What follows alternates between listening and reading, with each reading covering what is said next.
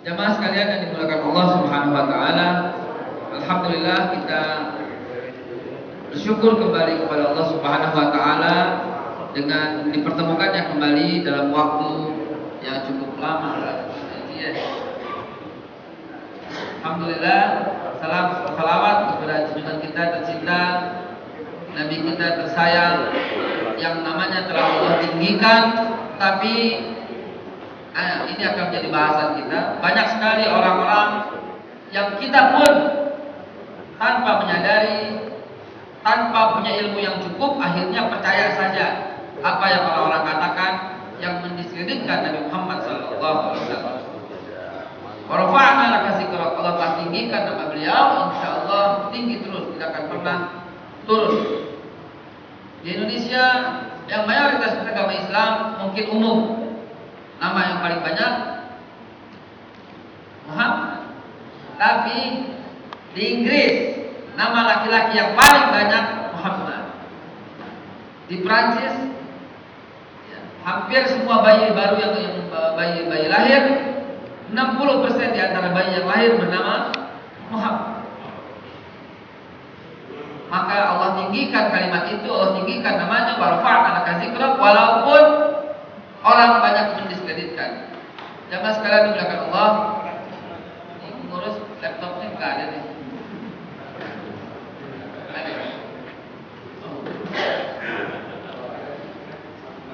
Iya, ada laptopnya dia enggak dibuat ya. Enggak apa-apa, apal insyaallah. Lagi diambil. Jamaah sekalian dimuliakan Allah, kita udah lama enggak ketemu. Kirain aneh ngomongnya kekencengan jadinya. Kencengan ya. Orang abang dipanggil dia kenceng akhirnya. Jamaah sekalian, sampai di mana kalau itu kaji kita? Enggak enak kalau putus nih. Benar? Sampai di mana ingat?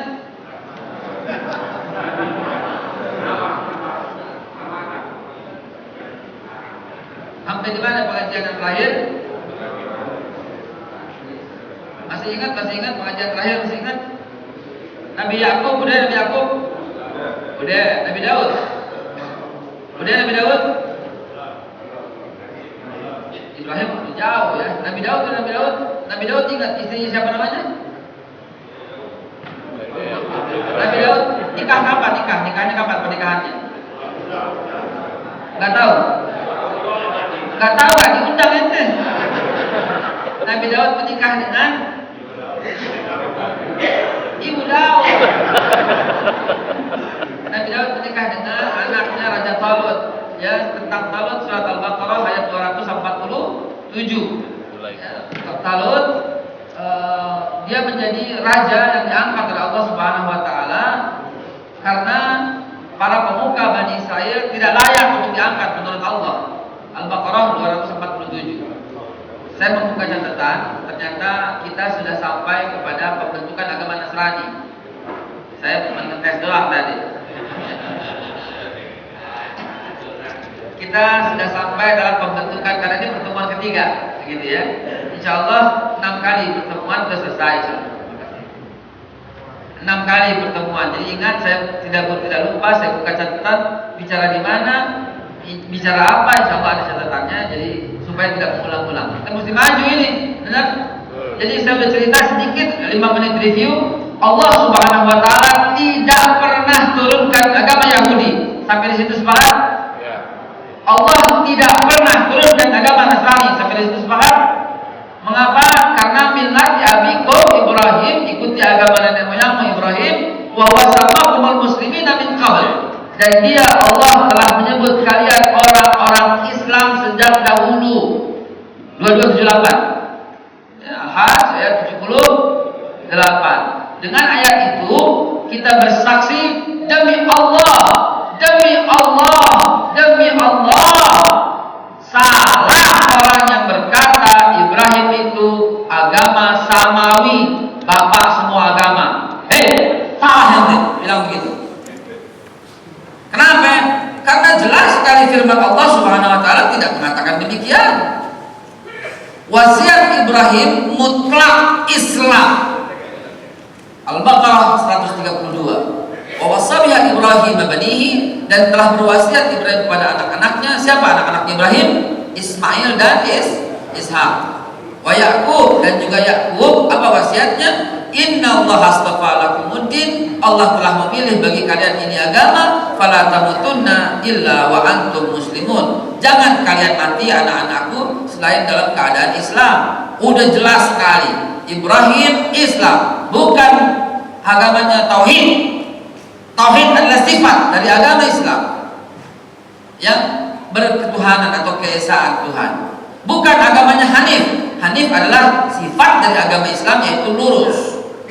Tetapi Ibrahim mutlak agamanya Islam. Gak pakai bilang ragu-ragu, harus bilang begitu.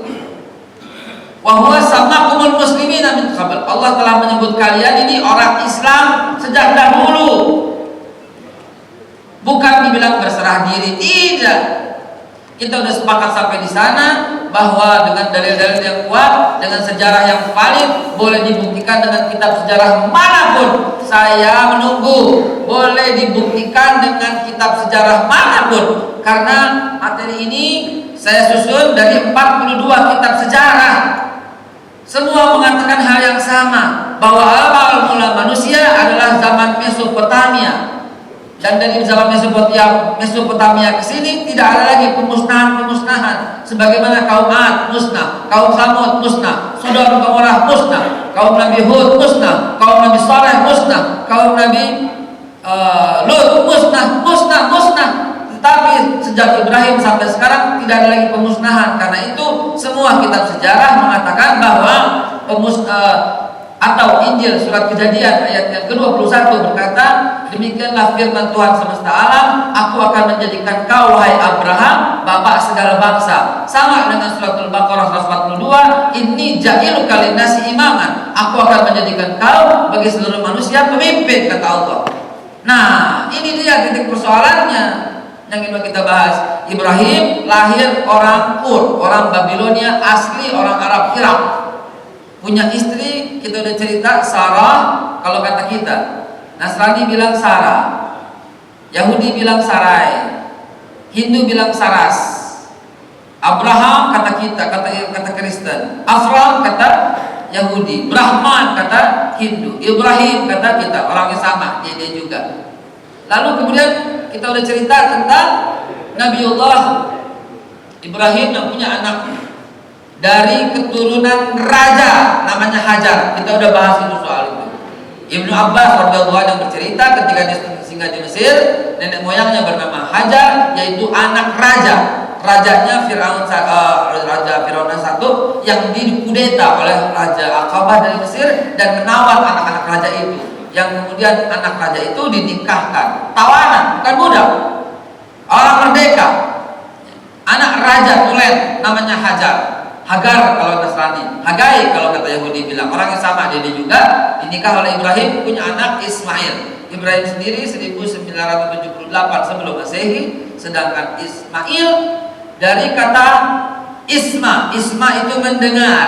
Isma itu bahasa Ibrani mendengar. Bahasa Arabnya Sami'. Ismail Tuhan mendengar. Sami' mendengar, Isma bahasa Ibrani mendengar. Lalu kemudian punya anak lagi dari Sarah, ya karena udah 74 tahun baru hamil, maka surat Al-Fusilat bercerita yadhakuna Ibrahim tertawa. Nah, tertawa dalam bahasa Ibrani yadhakun, idhak, ishak dalam bahasa Ibrani, maka diberikan nama Ishaqil, Tuhan tertawa. Ini udah kita cerita, akhirnya Ishak dan Ismail. Nah, ini dia persoalannya. Mereka menganggap supaya Nabi Muhammad dianggap keturunan budak, maka terjadilah sebuah rekayasa cerita bahwa Ibrahim punya Hajar, Hajar ini budak yang melahirkan Ibrahim. Yang melahirkan nanti ujung-ujungnya keturunan Ibrahim Muhammad SAW, Ismail. Sedangkan Sarah dianggap keturunan raja.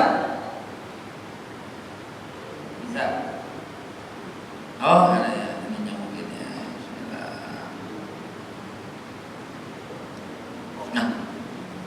Boleh tuh.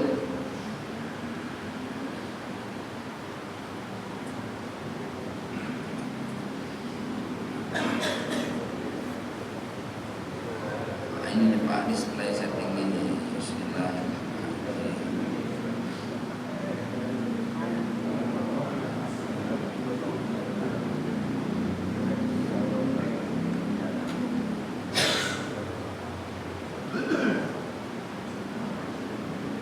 Ya. Keluar Pak ya.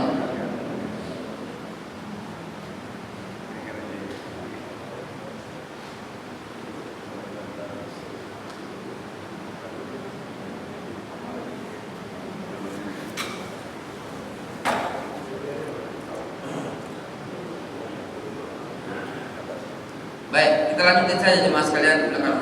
Nah, mulainya pada zaman Nabi Ishak alaihissalam. Ketika Nabi Ishak memiliki anak Yakub namanya Israel. Isra Nabi berjalan, Ismail Tuhan mendengar, Ishakil Tuhan tertawa, semuanya dalam bahasa Ibrani. Maka Bani Yakub disebut Bani Israel. Yakub punya anak 12, Ruben, Simon, Levi. Dari Levi punya anak Amr punya anak Kahit punya anak Imran punya anak Musa alaihissalam. Tahun 1420 Nabi Musa lahir. Tetapi Nabi Musa tidak ada gejolak. Paling gejolak dan melawan Firaun. Tidak ada gejolak kecuali melawan Firaun. Nanti di akhir pemerintahan Nabi Musa alaihissalam baru mereka menuhankan Samiri. Baru mereka menuhankan, alhamdulillah bisa tuh Pak. Baru mereka menuhankan Samiri atau patung sapi juga diambil sebagai Tuhan. Nah, tetapi sejak Nabi Musa ke bawah, mulai lagi nih hancur lebur berantakan sampai 12 suku ini tidak mau mengambil pemimpin sendiri. Ruben, Simon, Levi, Yuda, Isakar, Zebulun, Gad, Akhir dan Naftali, Yusuf dan Benyamin. Nah, lalu kemudian jemaah sekalian, ini biar nyambung, saya ulangi sedikit saja. Baru kemudian keturunan Yuda tidak rela dengan ketetapan Allah yang mengambil pemimpin Israel bukan dari 12 suku ini. Maka diangkat oleh Allah dari surah Al-Baqarah 247, kejadiannya tahun 1028 sebelum Masehi. Allah mengangkat Talut sebagai raja. Nasrani mengatakan Saul, Yahudi mengatakan Saul. Ada dalam kitab Injil, surat Kejadian dan surat Ulangan. Maka ketika Allah Subhanahu wa taala mengangkat Talut sebagai raja, mereka protes, tapi tidak terjadi pemberontakan. Tidak terjadi pemberontakan. Karena mereka takut dengan Talut yang besar, dengan Jalut dan Talut, kemudian ada raksasa yang besar. Namun kemudian David alias Nabi Daud alaihissalam berhasil mengalahkan si Goliat. Maka David alias Daud dinikah oleh Michal, anak Raja Talut. Alhamdulillah.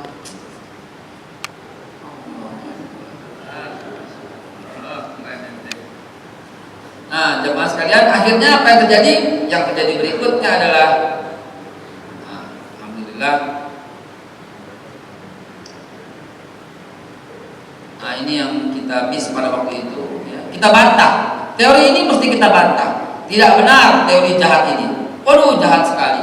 Ibrahim punya anak Ishak, lalu melahirkan Yahudi, lalu melahirkan Kristen, Katolik Roma, Ortodok Timur, Protestan, lalu kemudian Ismail melahirkan Islam, Islam melahirkan Syiah dan Sunni. Tidak benar. Teori ini teori jahat sekali.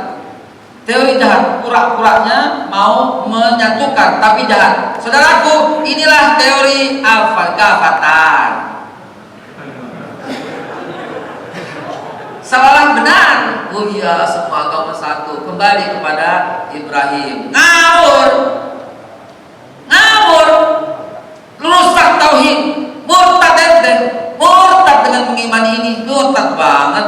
Gimana kagak murtad? Jahat sekali menuduh Ibrahim adalah seorang yang membawa agama Yahudi. Jahat sekali. Ibrahim melahirkan agama Nasrani. Jahat sejahat-jahatnya. Al-Imran 67. Maka Ibrahim Yahudiyan wala Nasraniyan walakin kana hanifan muslim wa ma kana minal musyrikin. Tidaklah Ibrahim seorang pengikut Yahudi maupun Nasrani, akan tapi dia seorang yang hanif, lagi lurus beragama dari Islam. Jahat teori ini. Mengadopsi dari sini timeline of Abrahamic religion. Dia mengadopsi dari sini. Awal mulanya Yahudi, lalu kemudian Nasrani, kemudian Islam. Sama.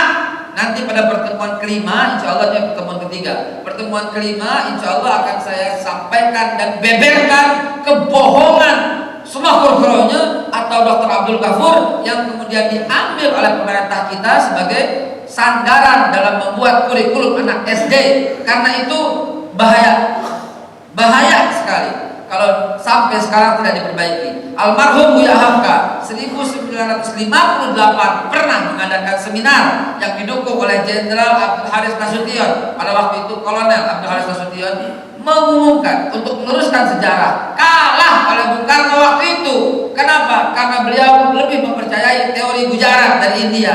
Tidak, demi Allah tidak, demi Allah tidak, demi Allah tidak. Kenapa saya berani mengatakan demi Allah tidak? Jelas-jelas makam Raja Sri Indra Farman di Palembang yang wafat tahun 718, makamnya, nisannya bertuliskan La ilaha illallah Muhammad Rasulullah. Padahal Gujarat masih 1400. Jelas-jelas ada surat menyurat antara Sayyidina Utsman bin Affan dengan Ratu Kalingga, Ratu Sima dan anaknya Jaisima. Tahun berapa? 646. Yang membuat Ratu Sima masuk Islam dan anaknya Jaisima masuk Islam. Zaman siapa? Zaman Utsman bin Affan. Siapa yang datang? Muawiyah. Kritikan Syiah yang menutupi sejarah ini. Padahal Muawiyah menginjakkan kaki di Jepara. Tidak ada angkatan laut yang terhebat kecuali zaman Muawiyah. 20 tahun sebagai khalifah, 20 tahun sebagai gubernur, 40 tahun memimpin. Namun kita membenci Muawiyah karena diisukan berbeda pendapat dengan Ali. Tidak. Walaupun kita akidah Ahlus Sunnah wal Jamaah mengimami Khalifah Ali bin Abi Thalib, karena memang Muawiyah tidak pernah menjadi khalifah di masa Ali.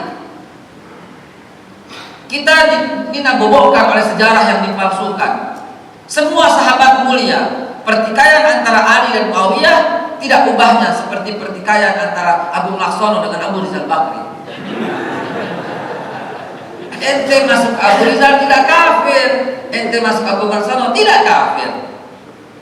Sama dengan Suri Dharma Ali dengan Romi. Ente pilih Suri Dharma nggak kafir, ente pilih Romi nggak kafir. Ini politik semata. Namun kita diajarin oleh datuk-datuk kita bahwa khalifah itu 4, betul? Dan ini sabda Nabi, alaikum bisunnati wa sunnatul khulafaur rasyidin al-mahdiyyin. Kan saya Rasulullah berapa tahun ya Rasulullah? Nabi menjawab 30, salah tuh 30. Maka kalau tahu kita dengan sejarah 30 tahun tepat sekali nubuwah Rasulullah sallallahu alaihi wasallam. Kenapa? Karena Abu Bakar Siddiq 632 sampai 634. Karena Umar bin Khattab 634 sampai 644. Karena Utsman bin Affan 644 sampai 657. Karena Ali bin Abi Thalib 557 sampai 561. Total semuanya 30 tahun pas. 2 tahun Abu Bakar Siddiq, 10 tahun Umar bin Khattab, 13 tahun Utsman bin Affan, 5 tahun Ali bin Abi Thalib. Tepat 30 tahun. Itu akidah kita. Itu hadis sahih Bukhari Muslim yang kita yakini. Adapun Muawiyah orang soleh, sahabat Nabi, kalau dia memimpin pemerintahan karena sudah selesai masa khilafah, tidak membuat mereka kafir. Apalagi perang Siffin yang terjadi antara Ali bin Abi Thalib dengan Aisyah. Saya katakan tidak pernah terjadi demi Allah. Anda akan menemukan itu dalam sejarah Syiah, tapi Anda tidak akan temukan dalam sejarah yang lain. Saya bertanggung jawab atas apa yang saya sampaikan. 42 kitab sejarah saya bongkar untuk menemukan itu, ternyata tidak ketemu. Yang ada adalah Ali membela Aisyah bin Aisyah. Ali membela Aisyah bin Abu Bakar. Ali bin Abi Thalib cinta dan membela Aisyah ketika Aisyah diserang oleh pasukan Kufah. Jadi bukan peperangan antara Ali dengan Aisyah. Ali dari Madinah. Nah, ini pertemuan ketiga nanti panjangan ya, suka lompat-lompat. Jadi jangan sekali melakukan Allah. Yahudi terjadi karena mereka tidak rela karena keputusan Allah. Al-Baqarah 247 yang Talut sebagai raja, lalu kemudian mereka tidak berani melawan, menunggu Talut turun. Ternyata Talut turun digantikan oleh yang lebih hebat dari Talut, yaitu Nabi Daud, yang kata Allah melunakkan besi itu mudah bagi Daud. Maka Daud pemerintah Israel mulai tahun 110 sampai dengan 970 sebelum Masehi. Lalu kemudian Nabi Daud wafat. Nabi Daud wafat, mereka menanti untuk memberontak. Maka ternyata habis Nabi Daud, Nabi Sulaiman lebih hebat lagi. Jangankan orang, jin tunduk sama Sulaiman. Maka ketika Sulaiman memimpin, hadis Nabi riwayat Tirmizi Sahih Hasan bercerita bahwa Nabi Sulaiman kata Rasulullah memimpin Israel selama 40 tahun. Karena itu Nabi Sulaiman wafat. Dari mulai 970 dia memimpin, wafat 930. Apa yang terjadi tahun 930? Saudara buka kitab ensiklopedia Britania. Saudaraku buka kitab sejarah ensiklopedia Americana. Saudaraku buka The History of Israel. Saudaraku buka kitab Jewish as a Religion. Buka semua kitab-kitab itu, saya bacakan teksnya dan saya hafalkan teksnya demikian. When Solomon died, king of Solomon died on 930 BC, divided kingdom onto the first kingdom is Israel, who take Islam as a religion, and the second kingdom is Judah, who take the Jewish as a new religion. Ketika Raja Solomon wafat, King of Solomon, Nabi Sulaiman wafat on 930 BC, pada tahun 930 sebelum Masehi, divided kingdom, maka divided, pecah dua kerajaan. The first kingdom is Israel, who take Islam as a religion. Kerajaan pertama disebut Israel, Islam tetap sebagai agama, and the second kingdom, dan kerajaan kedua itu adalah Yudah, who take a Jewish as a new religion. Ada dalam semua kitab sejarah. Ente search di Google what happened ayat naon tahun 930 sebelum Masehi. Coba search di Google. Pasti ketemu bahwa tahun itulah awal mula pembentukan agama Yahudi. Sebelumnya tidak ada. Karena mereka menanti alam bukan kepala qadar Allah tak bisa dicegah. Zaman Talut mereka kagak berani. Zaman Daud mereka tidak berani. Zaman Sulaiman apalagi mereka tidak berani. Ketika Sulaiman wafat baru mereka berani. Dan kenapa itu? Ya takdir Allah. Talut berwasiat kalau gue mati Daud yang menjadi. Daud berwasiat kalau gue mati Sulaiman. Sulaiman tidak berwasiat. Apalagi wafatnya tidak diketahui kecuali tongkatnya dimakan raya. Apalagi wafatnya mati muda, umur 52 tahun Sulaiman wafat. Umur 52 tahun dan Sulaiman wafat dalam sejarah dikatakan. Baik dalam sejarah Taurat, Talmud maupun Injil. Ya, jadi sejak umur 12 tahun beliau sudah menjadi raja. Raja termuda, terhebat, tergagah umur 12 tahun. Nabi Sulaiman. Ya, umur 52 tahun beliau wafat. Jamaah sekalian yang dimuliakan Allah, ketika wafat Sulaiman, Yahudi jadi. Yahudi kuat, Yahudi petangkang petenteng. Ketika Yahudi kuat, Yahudi petangkang petenteng, siapapun yang mengaku Islam dibantai, dibunuh. Maka kita tahu, singkat cerita ya, dari Nabi Sulaiman terus ke bawah masa kevakuman yang luar biasa. Ada nabi disikat. Nabi setelah Sulaiman Zakaria mengaku Islam, digergaji.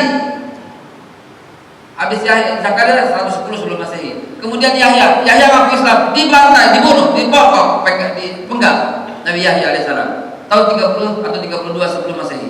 Habis Nabi Yahya, Nabi Isa mengaku Islam, dibunuh juga, disalib juga oleh mereka.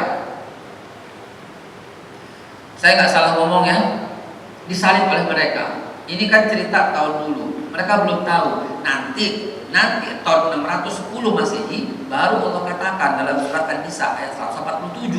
Biar urut. Karena Bunda Maria sendiri tidak tahu itu yang disalib itu siapa. Dia tahu anaknya. Karena itu kalau ente masuk ke gereja Kristus, gereja Makam Suci, gereja Moria, gereja Perjamuan Kudus, ente akan temukan bahwa ada artefak Nabi Isa diturunkan. Padahal Judas Iskariot, ya, Nabi Isa diturunkan, lalu kemudian dikafani, lalu kemudian dimandikan, lalu dikafani dan disolatkan. Itu ada dalam mereka. Ya, dalam sejarah mereka ada. Coba lihat Kristen Ortodok kalau sebelum masuk ke gerejanya, mereka masih wudu. Masih wudu. Jadi jangan sekali dimulakan Allah. Tidak ada yang tahu bahwa itu adalah Judas Iskariot. Tahunya nanti tahun 610 Allah turunkan surat An-Nisa ayat 147, la qitalahu wala salabu walakin subbihalahu. Ternyata Isa tak pernah dibunuh, tak pernah disalib, walakin subbihalahu, tapi diserupakan. Yang saya cerita masih tahun lama. Jadi mereka dan kita sekarang ini, saya membawa jamaah sekalian pada tahunnya. Pada tahunnya mereka meyakini, kita meyakini Yahudi itu tukang bunuh para nabi. Kenapa? Karena takut disaingi. Akhirnya raja berganti. Dari Raja Cyrus kemudian menjadi Raja Herodes. Dari Raja Herodes kemudian menjadi Raja Dikianus. Nah, pada zaman Dikianus ada lagi yang ngaku Islam. Dasar Yahudi terus saja mengejar, terus saja membantai umat-umat Islam. Sampai kapan? Sampai 2016. Benar nggak? Sampai 2016. Ya Allah, kita kita juga menguatkan mereka ya dengan menjadi pelanggan setia mereka. Nanti pertemuan ke-6 dengan akhir zaman Yahudi dan Dajjal ya. Jamaah sekalian mulakan Allah, inilah perilaku Yahudi yang sangat kurang ajar, di mana Islam dibantai sampai zaman setelah Nabi Isa wafat. Setelah Nabi Isa wafat, raja berganti dari Herodes ke Dikianus. Nah, pada zaman Raja Dikianus, ini potong raja ya, kepanjangan. Pada zaman Raja Dikianus, ada lagi orang yang nekat ngaku Islam. Jumlahnya 7 orang. Tahun 249 Masehi. Siapa itu? Orang-orang Nasrani menyebutnya The Seven Sleeper. Yahudi mengatakan The Seven Sleeper ialah Ashabul Kahfi. 249 Masehi. Mereka ngaku Islam, dikejar, nggak boleh ada orang ngaku Islam.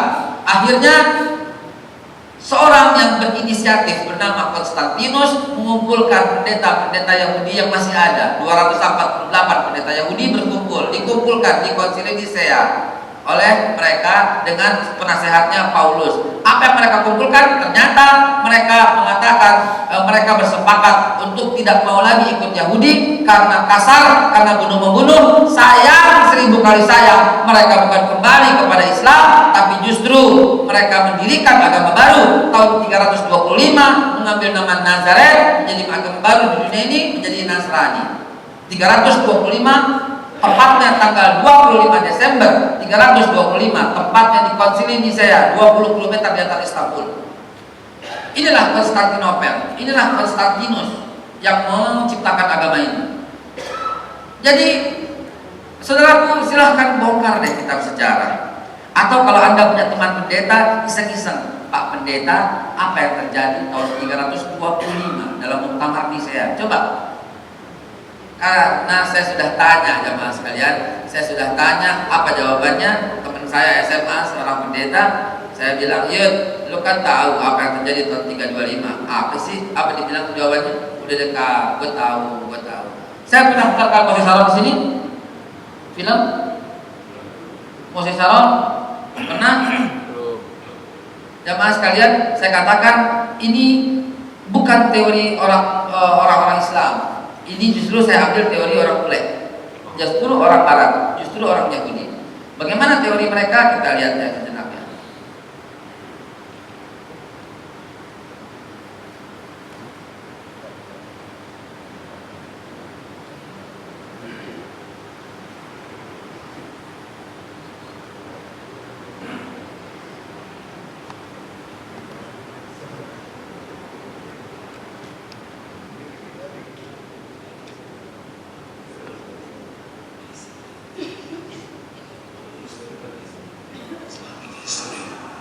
Means that all the major figures of history basically are Muslims, from Adam down to our own time. So if the Jews and the Christians are demanding something and basing it on the fact that there was a king called Solomon or a king called David or a prophet called Moses, Jesus, then of course what they are doing, they are saying something which is not true, or in fact they don't know that all these figures were basically Muslim figures. They were, in fact, since the creation of the world there is only one religion, and this is the religion of Islam. So if anybody says, look, there is a place which is connected with Solomon, and that's the place where the Temple of Solomon stood, a true Muslim would tell you, yes, absolutely right, but don't forget that Solomon was a Muslim, and David was a Muslim, and Abraham was a Muslim, and Isaac was a Muslim, and Jesus was a Muslim. This is what I mean by the Islamization of history. And you can understand that through Islamization of history, but Islamization of geography, anywhere which was connected with these people, or with these prophets, which were all Muslims, becomes a Muslim territory. And therefore, when Islam was not in that area before Muhammad came to it, but it should have been there. In that area, I mean in the Middle East or other parts outside the Middle East, which are now Muslim parts. Any place like this had to be to be freed, not to be conquered, to be liberated.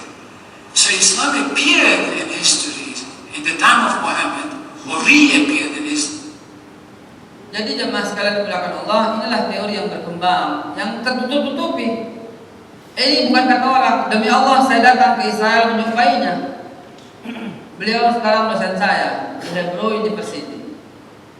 Makanya bolak-balik ke sana dalam rangka untuk melanjutkan bersama beliau. Coba lihat, cerdas sekali.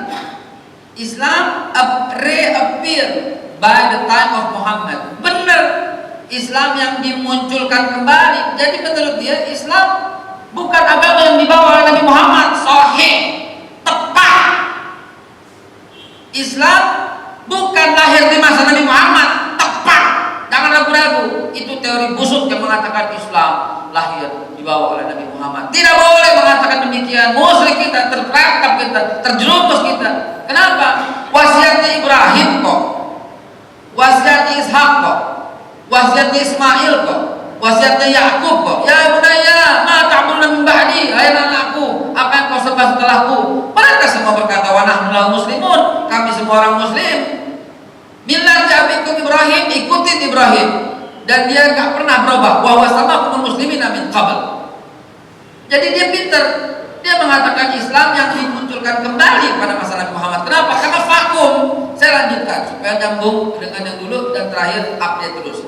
Jadi ketika Dikianus berkuasa dan tidak berhasil membunuh 7 orang sahabat sleeper, akhirnya dia sendiri yang mati sebelum berhasil membunuh karena Allah menidurkan mereka selama 300 atau 309 tahun.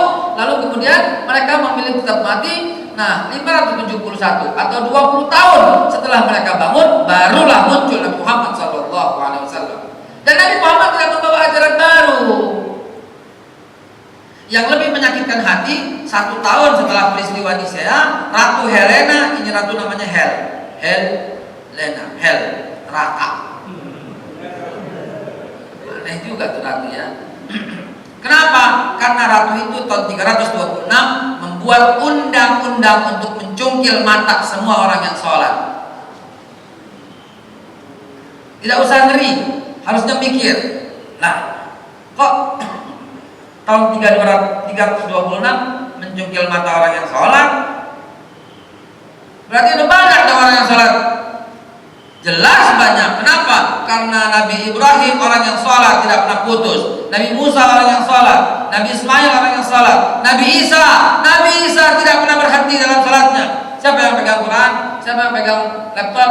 Siapa yang pegang Quran digital? Buka 1931, baca yang keras biar jamaah tahu.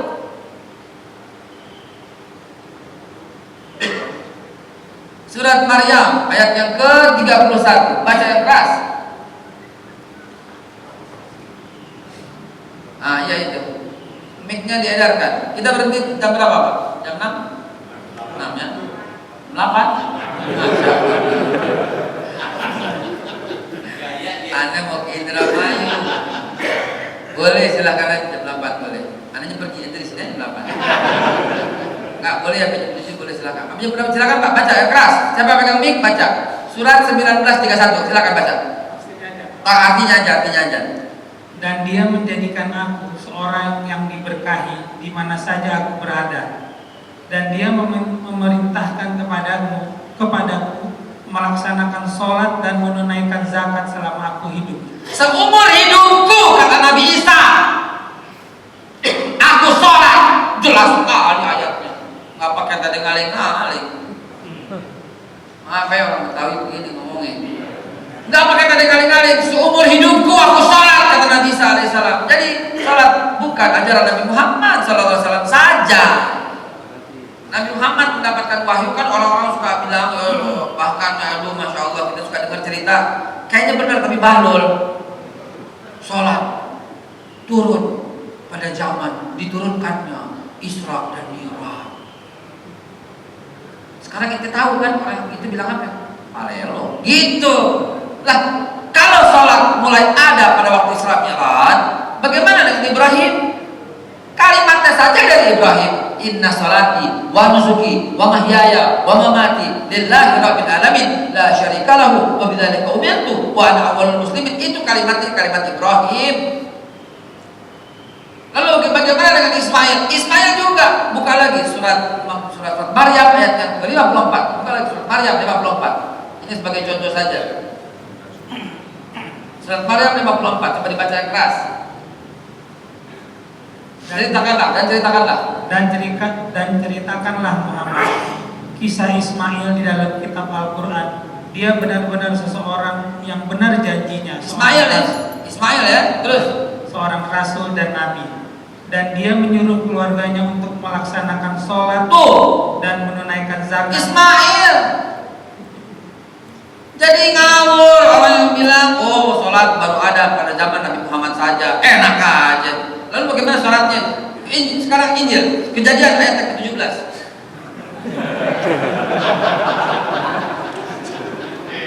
Gila Injil kesini gitu ya.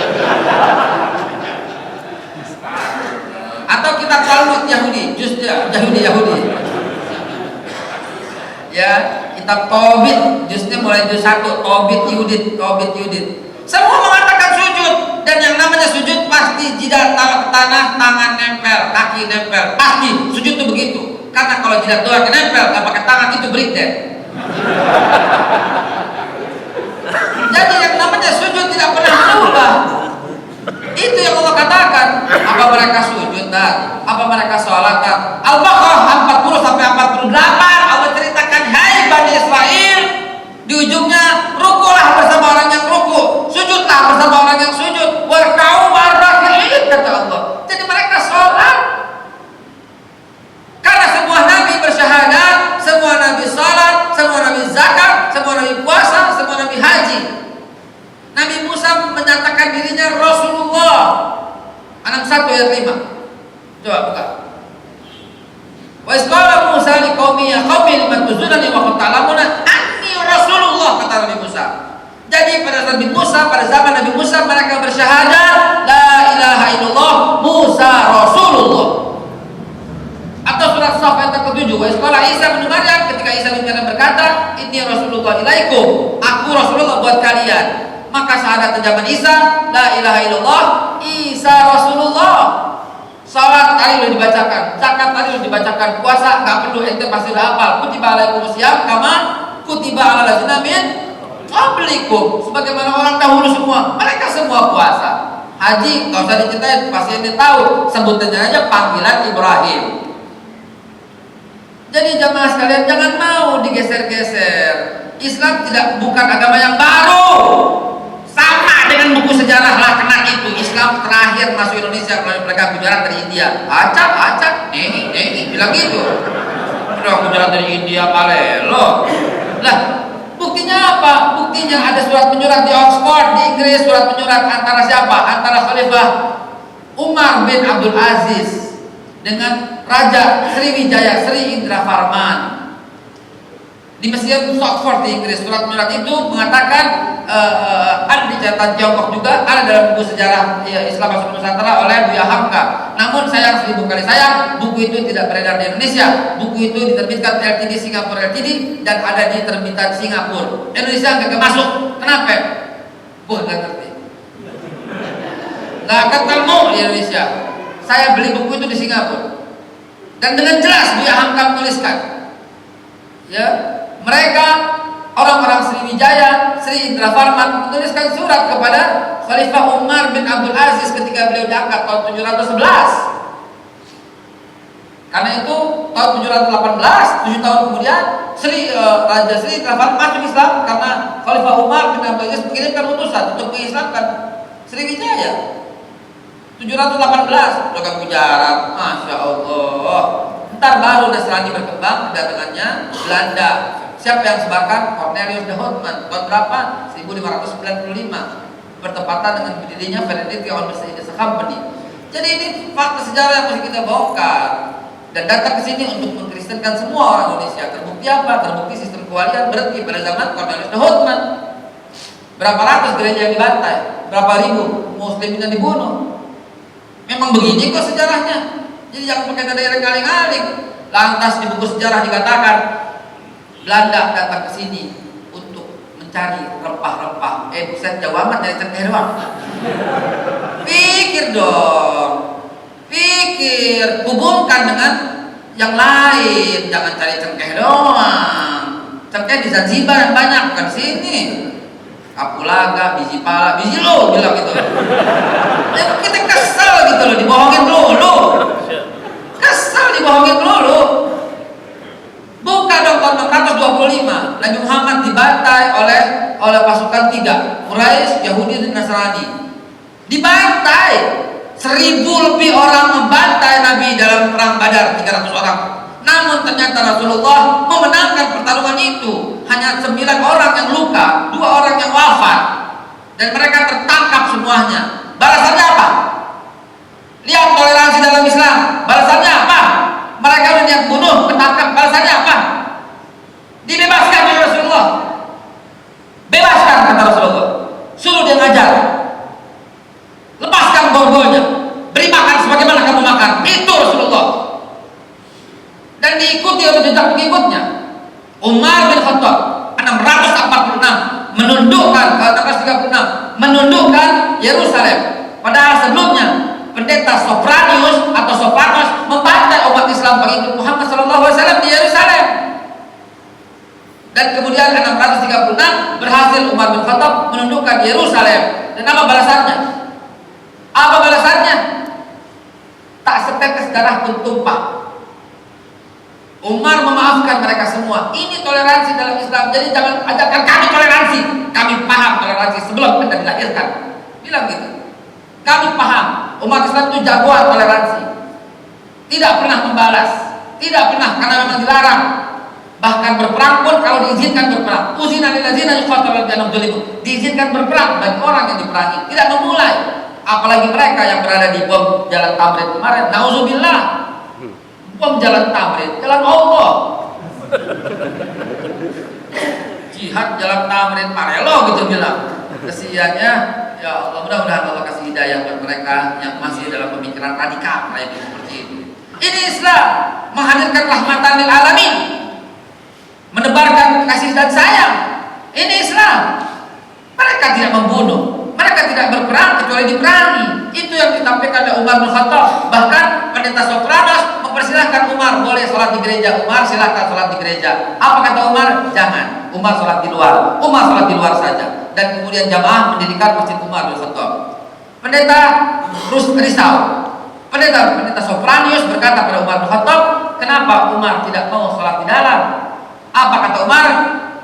Bukan Umar tidak mau, wahai pendeta. Karena kalau Umar sholat di gereja, nanti orang-orang setelah Umar berkata, dahulu di sini Umar pernah sholat, akan mengambil gerejamu. Lalu untuk menguatkan itu, Umar bin Khattab menuliskan perjanjian Elia yang langsung ditulis oleh tangannya. Perjanjian tertua di dunia. 636 Umar bin Khattab menuliskan perjanjian Elia yang intinya yang ini kalau kepanjangan kalau saya bacain ya. Intinya adalah Umar bin Khattab melarang umat Islam, melarang umat Islam 3 kali untuk mengganggu dan membatasi mereka ke gereja. Itu dahsyatnya Umar bin Khattab. Tidak boleh mengganggu haknya orang Nasrani untuk berangkat ke gereja. Tidak boleh mengganggu. Dan memerintahkan umat Islam untuk merawat gereja itu sampai hari ini masih dipegang kuncinya oleh umat Islam. Keturunan Mustafa sampai hari ini, sampai 2016 masih dipegang oleh umat Islam. Gereja Makam Kudus, gereja Makam Suci di Yerusalem sana. Coba, ini toleransi dalam Islam. Jangan ajarin kami udah paham. Namun apa yang terjadi balasannya? 400 tahun kemudian, The Crusader 1095 datang ke Yerusalem dan membunuh 74.000 umat Islam. Masih aja dendam. 74.000 umat Islam dibantai di Crusaders, perang salib. 80 tahun kemudian Sultan Salahuddin Al-Ayyubi berhasil membebaskan Yerusalem tahun 1147. Lalu apa yang dibalas oleh Sultan Salahuddin? Tak setetes darah pun tumpah. Islam memaafkan kembali. Dan perjanjian Elia yang dibakar oleh mereka diperbaharui tahun 1187 oleh Sultan Salahuddin Al-Ayyubi sebelum dia wafat 1194.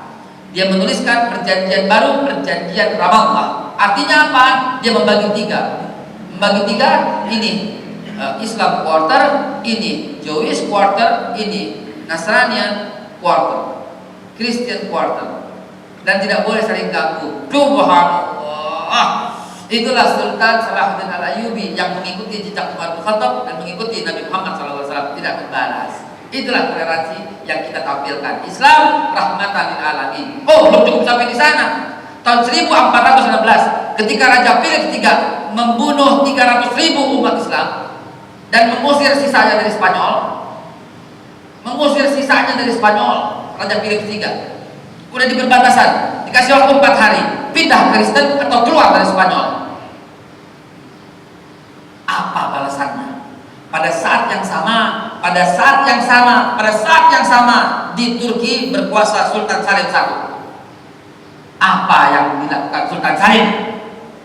Apakah mengusir Nasrani dari Turki? Tidak. Bahkan Sultan Salim mengeluarkan undang-undang pengumuman tidak boleh mengganggu Kristen, tidak boleh mengganggu Nasrani, akan dihukum oleh kerajaan kalau umat Islam mengganggu Nasrani. Itu toleransi dalam Islam. Dahsyat. Itu bahkan orang Nasrani untuk kalau yang kurang aman boleh masuk ke istana Raja Sultan Salim untuk melindungi harta dan jiwanya kalau ada orang Islam yang ganggu. Dan ini berlanjut sampai tahun 1595. Sebelumnya 1416 Filipina dibantai umat Islamnya. Dan datanglah Belanda ke sini, Cornelius de Houtman untuk itu. Kenapa? Dia punya misi gospel and glory. Lah kok tahu-tahu rempah-rempah. Ini yang bikin kita kesel. Udah tahu begitu, tapi kan tidak rela kita. Maka Cut Nyak angkat senjata, Tengku Umar angkat senjata, Sentot Ali Basha angkat senjata, Tengku Ciditiro angkat senjata, Tuanku Imam Bonjol angkat senjata, Pangeran Diponegoro angkat senjata, Muhammad Sultan Tamrin angkat senjata. Di Sumatera, di Jawa, di Sulawesi, Pangeran Antasari angkat senjata. Di Kalimantan, Pangeran Antasari, di Sultan Antasari ya di Kalimantan ya. Hasanuddin di Sulawesi, atau Patimura, Ahmad Lesi di Irian, di Nusa Timur, di Dore. Terus semua angkat senjata tidak rela dipimpin oleh mereka. Kenapa? Karena Islam sudah menjadi darah daging di bumi kita. Maka ada keberhasilan sedikit dari Fransiskus Xaverius Satiman yang mulai mengkristenkan sedikit penduduk Jawa Tengah. Sampai akhirnya berkembang. Ini fakta sejarah yang nggak boleh ditutupin. Anak kita perlu tahu yang seperti ini. Jadi jamaah sekalian dimuliakan Allah. Kemudian ya setelah tahun 326 umat Islam dibantai, tidak boleh sholat. Lalu kemudian sampai keluar undang-undang baru, Yahudi punya aturan baru untuk mensalib semua orang yang sholat. Maka vakumlah kenabian, tidak ada nabi, tidak ada ajaran Islam yang berkembang karena takut di seluruh penjuru dunia mereka bantai, baik Yahudi maupun Nasrani. Maka Allah katakan surah Al-Baqarah 20, walan tardu'an kadal walan nasara hatta tattabi'a millatahum. Maka inilah yang disebut zaman jahiliyah. Jadi anak kita perlu tahu bahwa yang dimaksud zaman jahiliyah bukan zaman pemerkosaan. Ente baca Al-Qasqalah tiap hari ada pemerkosaan. Zaman jahiliyah bukan zaman pencurian. Sampai gini hari lebih dahsyat pencuriannya. Kalau dulu cuma emas, sekarang apa yang dicuri? Aspal dicuri, emas dicuri, apalagi kayu dicuri, semua dicuri. Lebih jahat dari zaman jahiliyah. Yang dimaksud zaman jahiliyah tidak ada keislaman. Antara apa? Antara wafatnya Nabi Isa alaihissalam sampai Nabi Muhammad, itu zaman jahiliyah, tidak ada keislaman. Kenapa? Orang nggak berani. Yang ada Yahudi dan Nasrani, maka mereka disebut ahlul kitab. Jadi maju sedikit ya, tinggal 9 menit ya.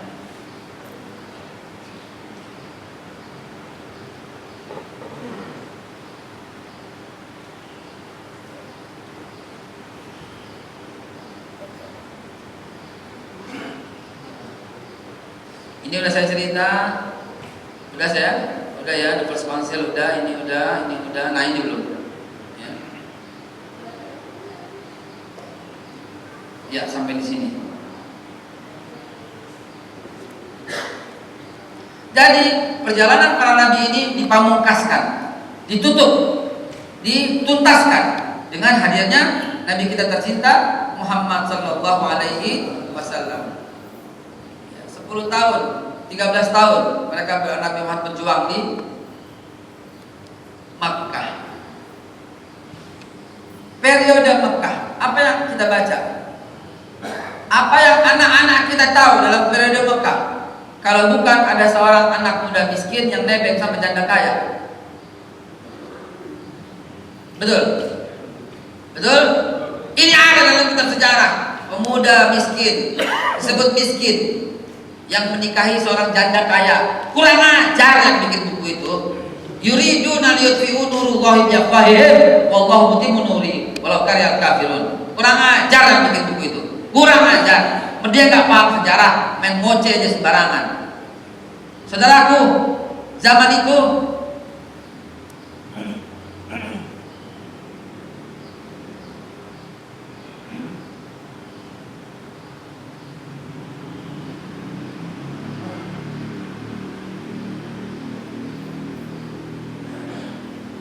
ada ATM nggak?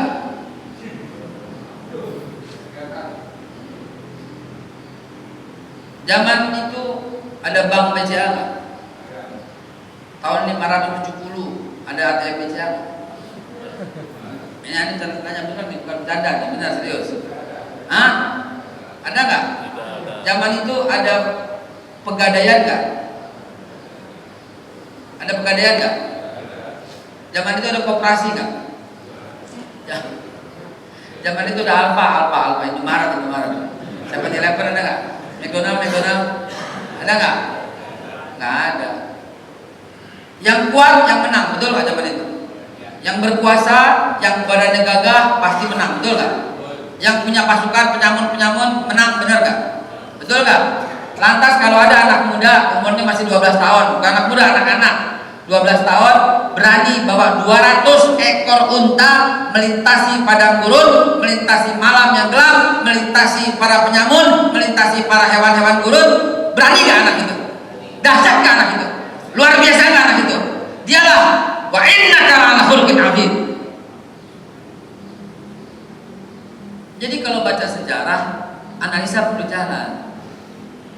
Ketika 12 tahun dia pergi berdagang, kagak lewat tol, kagak naik bak terbuka, dan tidak ada PLN zaman itu. Jadi pasti gelap. Pikirkan itu. Allah, 12 tahun udah berani menempuh. Dia membawa 200 sampai 300 ekor unta. Ya Allah, bawa apa sih? Dia bawa barang dagangan. Punya siapa sih? Para konglomerat di Quraisy. Siapa konglomerat itu? Abu Jahal, Abu Sufyan, Abu Bakar Siddiq, Utsman bin Affan, Abdurrahman bin Auf, dan Khadijah. Waduh, berarti dia bawa konglomerat? Iya. Jadi bohong orang yang berkata Nabi itu karyawan Khadijah. Dia bekerja pada Khadijah. Parelo, Nabi kita bukan kuri. Nabi kita reseller, Nabi kita distributor handal, Nabi kita dipercaya oleh para konglomerat untuk membawa barang dagangan mereka ke Syam umur 12 tahun, ke Persia umur 13 tahun, ke Irak umur 14 tahun, ke Yaman umur 15 tahun, 16 tahun, terus. Kaya raya ini anak muda, pulang habis barang dagangannya. Ini reseller, ini distributor, ini top market top. Kurang ajar orang yang bilang Nabi kita itu miskin, nebeng sama janda kaya, busuk mulutnya di akhirat. Kurang ajar itu manusia. Nabi SAW kaya raya, dan dia sholat, dan dia melanjutkan risalah para nabi sebelumnya. Yang kemudian Nabi kita SAW masih Muhammad bin Abdullah ini luar biasa. Umurnya 16, 17 sampai umurnya 25 tahun lagi manyar-manyar kerennya. Masya Allah, Nabi kalau berdiri lebih tinggi daripada sahabat dan teman-temannya. Dia paling tinggi 2 meter 10 cm kalau para ahli sejarah. Waduh, Masya Allah, gagahnya luar biasa. Di saat Bilal bin Rabah, kata sejarah hanya 120 cm Bilal bin Rabah. Lihat Nabi, Masya Allah, gagah. Orangnya putih bersih, rambutnya ikal mayang dibelah 2, yang samping atau tengah wallahu alam belah 2. Ikal mayang, ada sedikit bergelombang. Masya Allah, panjangnya hampir menyentuh lehernya pada waktu itu. Umur 25 tahun, giginya putih bersih, selalu kelihatan celahnya, tanda nggak ada sedikit kotoran giginya. Berngomongnya itu wangi, koleksi macam-macam parfum. Iya, karena kalau lewat sahabatnya nandain, kali baru lewat. Ya Allah, kita bau petai siapa nih? Jengkol siapa nih? Lagi sholat, bau ketek siapa nih? Nabi, harumnya luar biasa. Jidatnya rata, alisnya hampir menyambung, mata cekung ke dalam, kelihatan tulang-tulang rahangnya, menandakan sangat berwibawa. Tidak berkumis, berjenggot halus tipis yang dipelihara. Nabi kalau bicara memalingkan semua badannya. Kata Aisyah, Nabi memiliki bulu dada yang halus tumbuh di sekujur dadanya, berwarna kuning keemasan sampai menjulur sampai pusarnya. Ya Allah, siapa yang kena kepengen dengan anak muda kaya tampan kayak begitu? Dan Nabi bukan orang yang mengumbar syahwat. Tak satu wanita pun yang dilamarnya walaupun dia mapan, kecuali datanglah Ummu Aiman mengabarkan, "Ya Muhammad, bagaimana kalau ada orang yang menginginkanmu?" Apa jawaban Nabi? Mana mungkin. Saya tidak punya ayah, saya tidak punya ibu, saya tidak punya kakak, saya tidak punya adik. Ayahku wafat, ibuku wafat, kakakku tak punya, adikku tak punya. Siapa yang mau padamu? Iyalah, ini jomblo quality high. High quality jomblo Rasulullah, Nabi Muhammad bin Abdullah. Ada, kata Ummu Aiman, yang menginginkanmu. Siapa dia? Itu yang barangnya suka kau bawa. Nabi kan mikir kan, siapa nih? Siapa ya yang barangnya aku suka bawa tapi menginginkanku, ingin menikah dengan aku? Abdurrahman bin Auf, nggak mungkin. Utsman bin Affan, nggak mungkin. Satu-satunya mungkin siapa? Ya Khadijah. Maka Nabi berkata kepada Ummu Aiman, pulanglah Ummu Aiman, wahai mak comblangku, sampaikan kepada Khadijah, esok Muhammad dan Abu Thalib pamannya datang melamarnya. Masya Allah, ibu, zaman dulu wanita tidak ada, karena mereka bukan wanita, benda. Siapa yang kaya bisa kumpulkan wanita. Ini kejadiannya sejak zaman Romawi, ya, sejak zaman Dikianus itu wanita tidak ada. Mereka mengumpulkan saja. Apalagi zaman yang Nabi kelahiran, lahir dibunuh. Jadi wanita tidak ada. Apa yang dilakukan Nabi? Nabi memuliakan yang luar biasa wanita itu. Nabi memberikan mas kawin yang dahsyat yang belum pernah terjadi sepanjang masa. Bu, orang kalau di rumahnya satu parkir Rolls Royce, kaya nggak dia? Kaya nggak? Zaman ini yang kaya punya Rolls Royce, kendaraan termahal. Zaman dulu yang kaya punya unta betina. Karena unta betina termahal, kendaraan termahal. Satu unta betina sama dengan 7 ekor unta jantan. Nabi itu memberikan mas kawin kepada Khadijah 40 ekor unta betina. Ini 40 Rolls Royce kalau zaman sekarang. Mana ada? Ente? Nah, kita paling seperangkat alat sholat.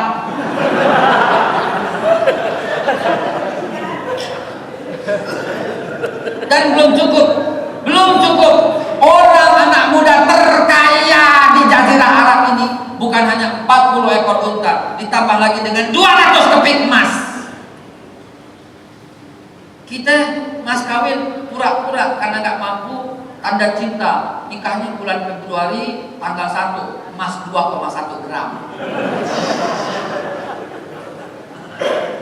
Lagi orang kaya, dahsyat. Udah cukup kekayaannya? Belum. Ketika ibunya datang, ibu susunya datang, Siti Halimatus Sa'diyah, beliau mengeluarkan lagi unta untuk Ibu Halimatus Sa'diyah, 70 ekor unta lagi. Ini anak muda terkaya, kok tega-teganya sejarah mengatakan dia anak muda miskin yang menikah dengan janda kaya. Kayaan Nabi Muhammad dengan Khadijah yang mulia. Al-Khadijatul Kubra. 6 lewat 1 menit. Ala kulli hal, sampai kita ikuti ini cuma intermezzo sedikit, sampai kita ikuti nanti perjuangan Nabi. Bohongnya para ahli sejarah bahwa Nabi tidak pernah menikahi anak umur 9 tahun. Saya akan buktikan dengan kitab sejarah, segini kitabnya, kalau perlu saya bawa semua. Ya, bohong sekali ya orang yang mengatakan demikian. Ya, lalu kemudian kebohongan Nabi lagi, ada kebohongan Nabi lagi. Nabi dikatakan buta huruf. Aduh, pusing kepala kita bilang Nabi buta huruf. Bohong, bohong. Terakhir aja untuk membuktikan kebohongan itu. 98 ayat 2. Ini terakhir. Udah suruh soalnya bentar lagi terserah suruh. Ini bukti itu, bergetar saya. Ya, 98 ayat 2. Yang baca keras sekali. Biar orang tahu, biar orang yang mengatakan Nabi buta huruf matanya terbelalak coklat gelinding. Coba. Yaitu seorang Rasul dari Allah Muhammad yang membacakan lembaran-lembaran yang suci Al-Quran. Nah, Rasul minallah yatlu suhufan mutahharah. Lah kok buta huruf sih? Lawan Quran. Lawan Quran. Rasul minallah Muhammad yatlu suhufan mutahharah, yang membacakan lembaran-lembaran. Kurang ajar dibilang buta huruf, bodoh. Mau tahu cerdasnya Nabi? Satu lagi terakhir, Al-Baqarah 51.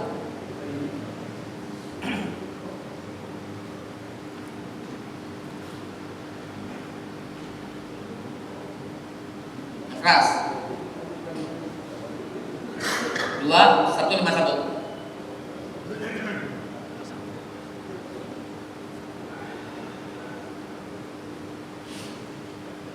Ya, silakan. Waktu habis kelamaan itu. 151. Nah, baca keras.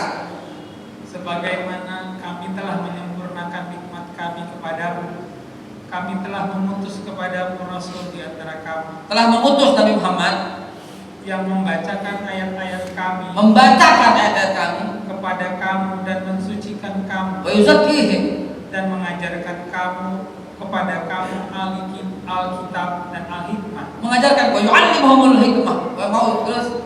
serta mengajarkan kepada kamu apa yang belum kamu ketahui. Dahsyat banget cerdasnya. Dibilang buta huruf.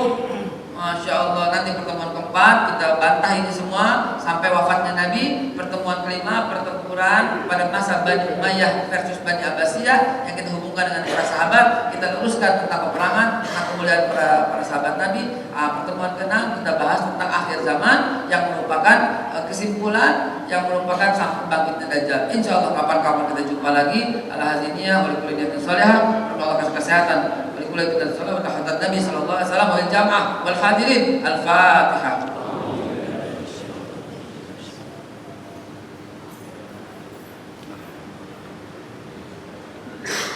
Allahumma bihamdil Fatihah, rahmatil Fatihah, sirril Fatihah, bil mu'tadil Fatihah.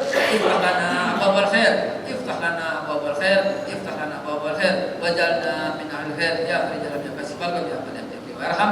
Kita tutup dengan kafarat majlis. Subhanallah bihamdika, asyhadu an la ilaha illa anta, astaghfiruka wa atubu ilaih. Sebelum saya tutup dengan salam, silahkan kalau mau ada yang bertanya. Saya takut menzalimi, tidak memberikan waktu untuk bertanya. Silahkan yang bertanya. Nggak ada, terima kasih. Terima kasih banyak bertanya.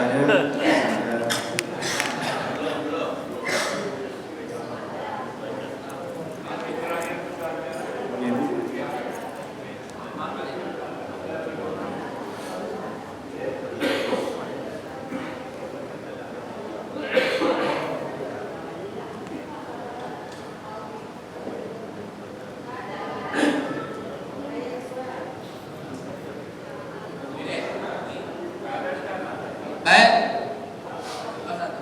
Assalamualaikum Ustaz. Itu terkait dengan Ismail yang dikorbankan, kok tiba-tiba muncul sekarang di kelompok sana mereka mengaku bahwa Ishak ini yang disembelih. Makasih. Bagaimana penjelasan Ismail yang dikorbankan? Nabi mereka mengatakan Ishak itulah Pak. Kasihan sekali mereka. Mereka tidak membaca Alkitab. Dalam surat Kejadian Allah berceritakan bahwa ketika Ibrahim menyembelih anaknya satu-satunya Pak. Jadi penyembelihan itu Ishak belum ada. Nanti mereka bantah dalam Injil Korintus, ya, dalam Injil Yohanes mereka bantah lagi bahwa yang dikorbankan adalah Ishak. Loh, kenapa? Karena yang dikorbankan adalah anak asli Sarah. Karena kenapa? Belakangan mereka berargumen karena dia budak, jadi tidak dianggap anak. Loh, lucu. Injil mengatakan Ismail, Pak, yang dikorbankan ketika Ibrahim menyembelih anak satu-satunya, yang pada waktu itu kejadiannya Ishak belum lahir karena satu-satunya. Namun mereka mengatakan tetap Ishak. Kenapa? Kok bukan Ismail? Karena Ismail bukan anak benar, tapi anak dari budak. Itu argumentasi yang lemah sekali, argumentasi yang sangat lemah, begitu. Ya, bias mereka mengakuinya anak budak, gak dianggap anak.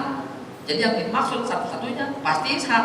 Hei, kok tolol banget jadi orang? Kalau dikatakan anak satu-satunya, udah pasti anak pertama. Kecuali ya Ismail mati muda. Betul? Anak satu-satu siapa? Ishak. Loh, kok Ishak? Kok Ishak? Kan Ismail gak dianggap anak, kan dia budak. Itu argumentasi mereka. Lucu soalnya. Karena itu mereka hanya mengikuti. Kesian, Pak, sama Nasrani jangan benci. Kesian, doain. Ya, kenapa? Karena Al-Fatihah kita menjelaskan tentang mereka.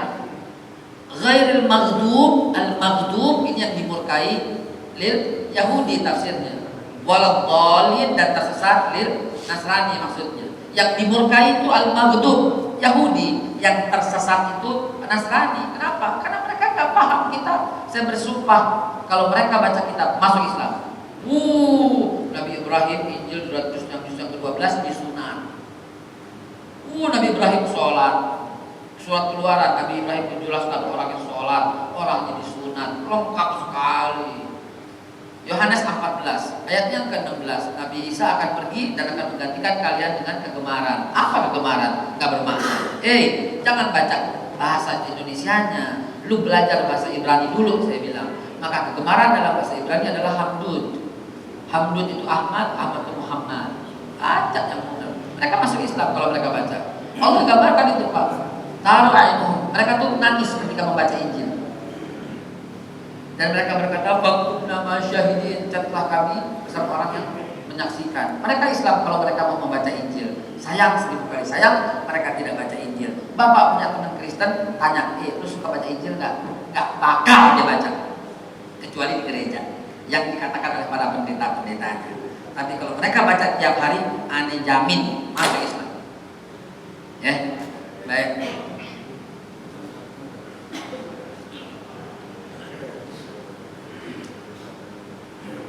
Saya mau minta petunjuknya. Tunjuk, masuk Allah. Jadi tadi mengenai Rasulullah ya, Allah sedang yang bisa baca. bisa baca jelas. Statement yang mengatakan bahwa Rasulullah itu adalah akurat, saya kira. Ummi. Nah, Jadi artinya apakah pada awalnya mungkin Rasulullah itu ummi, tidak bisa baca tulis, tapi kemudian dengan proses pengajaran oleh Jibril, Allah melalui Jibril, maka kemudian jadi bisa baca. Nah. Atau ada tafsir yang mungkin baik. beda. Baik, bismillahirrahmanirrahim. Ini penting diluruskan. Jamaah sekalian, Nabiyul Ummi betul dalam Al-Quran. Dan kita juga baca, tadi juga kunut pakai baca Ummi. Nabiyul Ummi wallahualam. Ummi, kalau kita bongkar tafsirnya, Ummi memiliki 4 makna, 4 arti. Ummi, tafsir yang pertama begini. Kalau Bapak kursus bahasa Inggris yang ngajar dari asli orang Inggris, namanya apa? Native speaker. Kenapa disebut native speaker? Karena dia menggunakan bahasa ibu, mother tongue, bahasa ibu, mother, bahasa Indonesia apa mother? Ibu bahasa Arab apa? Iya. Nabiul Ummi, nabinya native speaker, nabinya asli original Arab. Ayahnya dekotnya paling awal Ibrahim Irak, ibunya Hajar, asli orang Mesir. Maka Nabi orang Arab. Itu Nabi yang katakan, "Hubbul Arabi lisalasin," cintai Arab karena 3. Li'anni Arabi, karena aku orang Arab. Wal Quran Arabi, Quran bahasa Arab. Wal kalamun ahlul jannah Arabi, dan kalam ahlul jannah adalah Arabi. Jadi Nabi menyatakan dirinya betul-betul orang Arab. Nabi disebut Nabiul Ummi, Nabi itu native speaker yang mengajarkan. Nabi itu original Arab. Nabi native speaker menggunakan bahasa ibu, mother tongue. Jadi Ummi pertama menggunakan pengertiannya asli Arab. Di sini ada nggak yang asli orang Bintaro? Bapaknya, kongkongnya, encangnya, encingnya asli Bintaro ada? Ada? Kalau ada, kita sebut orang itu, ya, kita sebut orang itu asli Bintaro. Aneh asli Tenabang. Di Tenabang aneh Haikal Ummi. Iya, di Tenabang aneh Haikal Ummi. Asli Tenabang. Begitu. Itu tafsir pertama soal Ummi. Tafsir kedua soal Ummi, surat Al-Ankabut ayat yang ke-31. Al-Ankabut mengatakan, wahai Muhammad, kau belum pernah baca kitab sebelumnya dan kitab sesudahnya, dan kau juga tidak pernah menulis sebelumnya dan sebelumnya. Itu membaca kitab semacam Quran, bukan lembaran-lembaran. Jadi dimaksud Ummi itu ghair ahli kitab. Orang yang belum pernah baca kitab sebelumnya itu disebut juga Ummi. Yang ketiga, Ummi itu orang pingitan, orang kampungan, orang mudik yang belum pernah datang ke kota. Orang kampungan atau orang anak muda yang dipingit, atau anak perawan yang dipingit disebut juga Ummi. Makna keempat, Ummi buta huruf. Saya tidak adil kalau saya bilang Nabi cuma diartikan buta huruf, yang terakhir tidak adil. Kenapa? Bertentangan dengan Quran sendiri. Rasulullah bin Allah yatslu suhufan mutahharah. Kenapa Allah mengatakan yatslu untuk membaca? Yaqra juga membaca. Inilah mak hebatnya Al-Quran bahasa Arab. Untuk membaca punya dua arti. Saya harus contohkan biar lebih mantap pinjam Quran.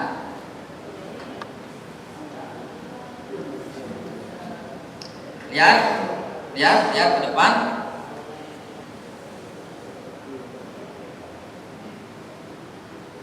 A'udzubillahi minasyaitonirrajim. Bismillahirrahmanirrahim. Yasin wal Qur'anil Hakim. Si Haikal lagi ngapain? Haikal membaca Al-Quran. Oke? A'udzubillahi minasyaitonirrajim. Bismillahirrahmanirrahim. Yasin wal Qur'anil Hakim. Haikal lagi ngapain? Haikal membaca Al-Quran. Itu orang Indonesia, Pak, gak sanggup mengartikan tingginya bahasa Arab. Bahasa Arab beda. Saya ulangi ya. Yasin wal Qur'anil Hakim. Orang Arab berkata Haikal yatlul Quran, karena Haikal memegang lembarannya, yatlu.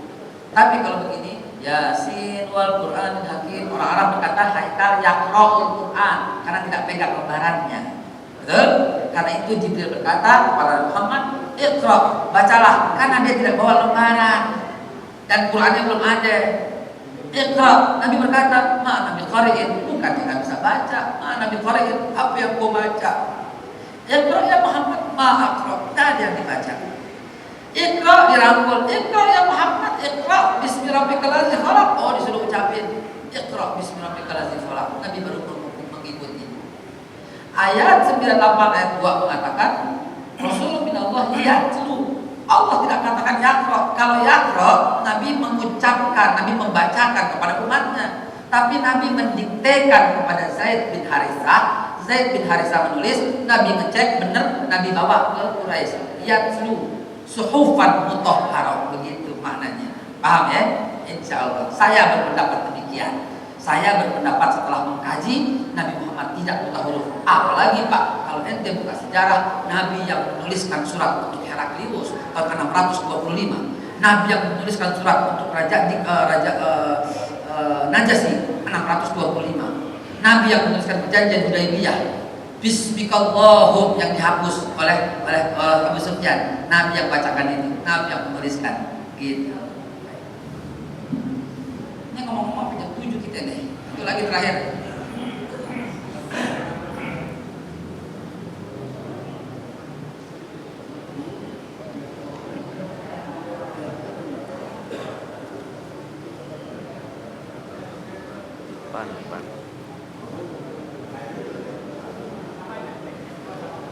Sama ya. Baik, kita tutup dengan kepada majelis sekali lagi. Subhanallahi bihamdi, subhanallahi bihamdika, asyhadu an la ilaha illa anta, astaghfiruka wa atubu ilaik. Billahi taufiq wal hidayah wa alafu minkum. Wassalamualaikum warahmatullahi wabarakatuh. Sallallahu alaihi Muhammad.